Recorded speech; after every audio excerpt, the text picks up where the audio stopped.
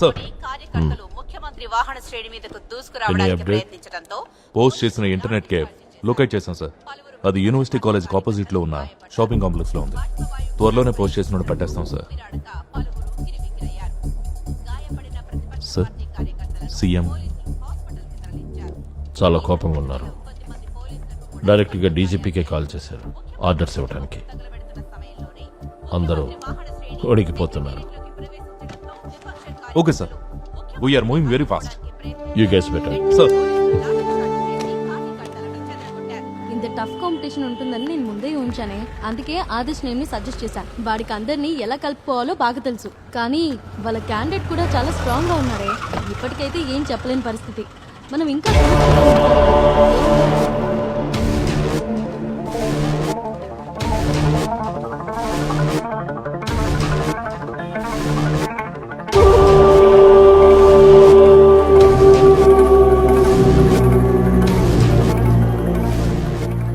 ఈ విషయాన్ని సింపుల్ గా వదిలేయడానికి ప్రతిపక్షంగా ఎవరం సిద్ధంగా లేం. సాధారణ ప్రజానీకం ఎదుర్కొంటున్న కష్టాల ప్రతిఫలమే ఈ పోస్ట్.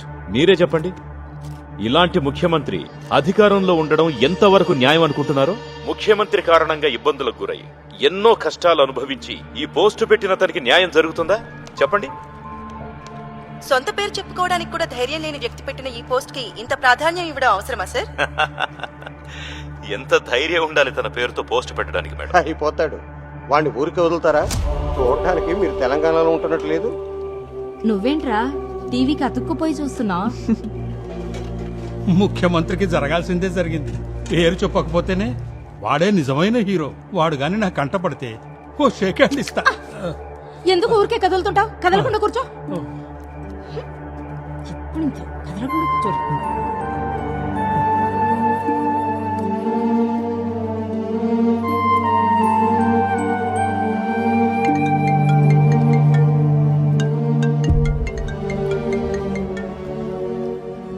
సంజయ్, నువ్వు ఇంకా పడుకోలేదా? రమ్య, నాకు చాలా భయంగా ఉంది రమ్య. ఛానల్స్లో, ఆన్లైన్ మీడియాలో అన్నింట్లో ఇదే న్యూస్. నన్ను ఇప్పుడు ఏం చేయమంటావు?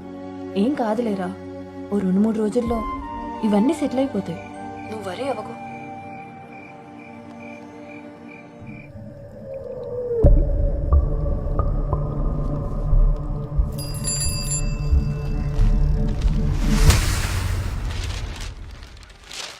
ఇదిగోరా టీ తీసుకెళ్ళు.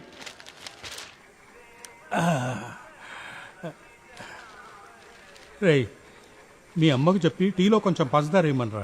నాకు హార్ట్ ప్రాబ్లం ఉంది కానీ షుగర్ ఏం లేదుగా. ఇంకా షుగర్ కూడా వస్తే తట్టుకునే శక్తి మీకుందా? మాట్లాడకుండా ఇచ్చింది తాగండి. అమ్మ, నా లంచ్ బాక్స్ రెడీ అయింది.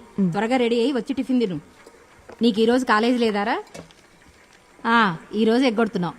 నువ్వు త్వరగా నీ చదువు పూర్తి చేసుకుని ఏదో జాబ్లో జాయిన్ అవ్వాలి. నీ నాన్న ఇంతకు ముందులా పనిచేయలేడు కదా.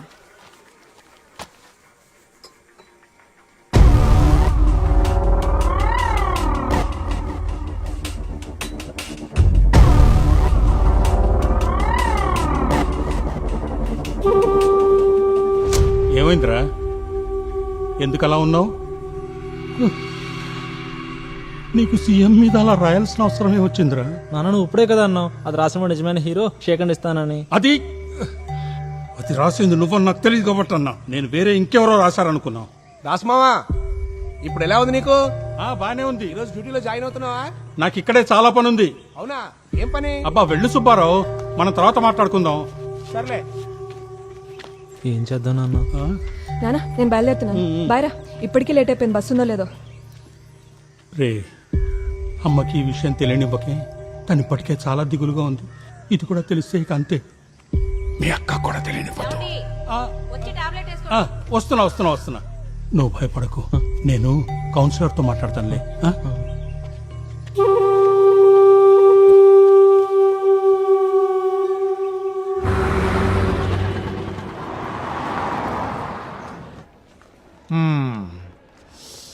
అయితే ఎమ్మెల్యేని కలవాలంటావు. ఏంటి విషయం? అది ఆయన్ని కలిసాక ఇద్దరికి కలిపి ఒకేసారి చెప్తాను. ఆయన ఈ రోజే కలవాలా మీరు? ఖచ్చితంగా కలవాలి, లేకపోతే చాలా ప్రాబ్లం. ఏంటి మరీ అర్జెంటుగా కలవాల్సినంత సీరియస్ విషయం? నిజంగా అంత సీరియసా? నాతో రండి. మదన్ సార్, కౌన్సిలర్ నాగార్జునే. ఎమ్మెల్యే గారు ఉన్నారా? మీరిద్దరూ రేపు ఉదయం అక్కడికి వెళ్ళండి. సరే సార్. ఏదైనా ప్రాబ్లం అయితే మదర్కి ఫోన్ చేయండి.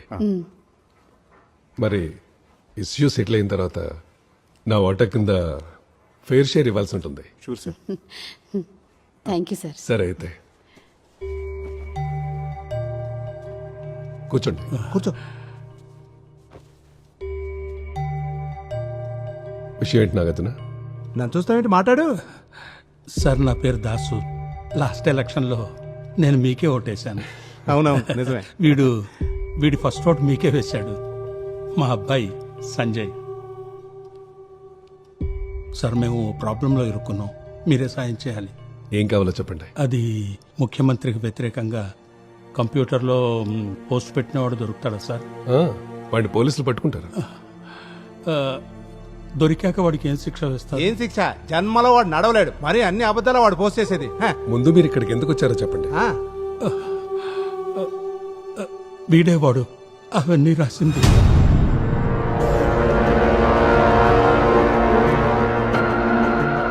మదన్ సార్.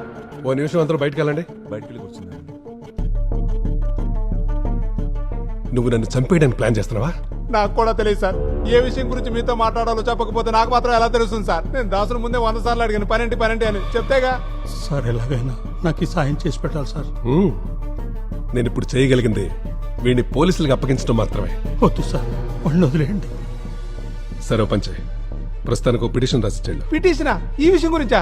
రేయ్, నువ్వు వీళ్ళని ఇక్కడ తీసుకురావడం బయట జనాలు చూశారు కదా, వాళ్ళు ఎందుకు వచ్చారని అడిగితే నన్ను ఏం చెప్పండి. అవును నిజం. నువ్వు పిటిషన్ రాయి. రోడ్డు కావాలనో నీళ్లు కావాలనో ఏదో సమస్య గురించి రాసి వెళ్ళిపో. నాకు రోడ్డు గురించి నీళ్ల గురించి ఏ సమస్య లేదు సార్. ఏంటి నాగార్జున? నేను డీల్ చేస్తాను, మీరు వెళ్ళండి. చెప్తుంటే అర్థం చేసుకోవచ్చుగా. గుర్తుంచుకోండి, మీరు నాకు ఏ విషయం చెప్పలేదు, నేనే విషయం వెళ్ళలేదు.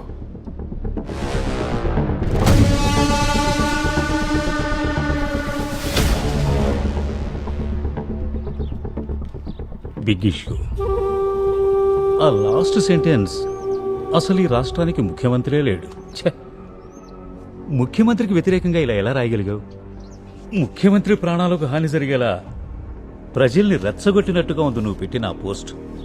అయ్యో సార్, నేను ఆ ఉద్దేశంతో రాయలేదు sir. You will be charged with the abatement of the criminal offences that may be done by any other persons influenced by the post. అర్థమైందా మీకు నేను చదివి వినిపించింది? అది ఇన్వెస్టిగేషన్ స్ట్రాంగ్ గా ఉంది. వాళ్ళ గనక దొరికితే ఏం చేస్తారో చెప్పక్కర్లేదుగా. అయితే మేము ఇప్పుడు ఏం చేయాలి సార్? ఒకే ఒక దారింది.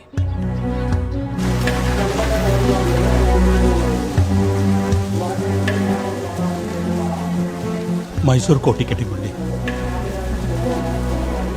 ఇదిగోరా టికెట్. సంజయ్, బస్సులో ఎవ్వరితో మాట్లాడుతూ ఫోన్ స్విచ్ ఆఫ్ చేసి. భయపడకురా, నేను చెప్పాను కదా, 5 సంవత్సరాలు నేను శివ ఒకే చోట కలిసి పనిచేసాం. వాడు నిన్ను జాగ్రత్తగా చూసుకుంటాడు. బస్సు బయలుదేరింది, పద.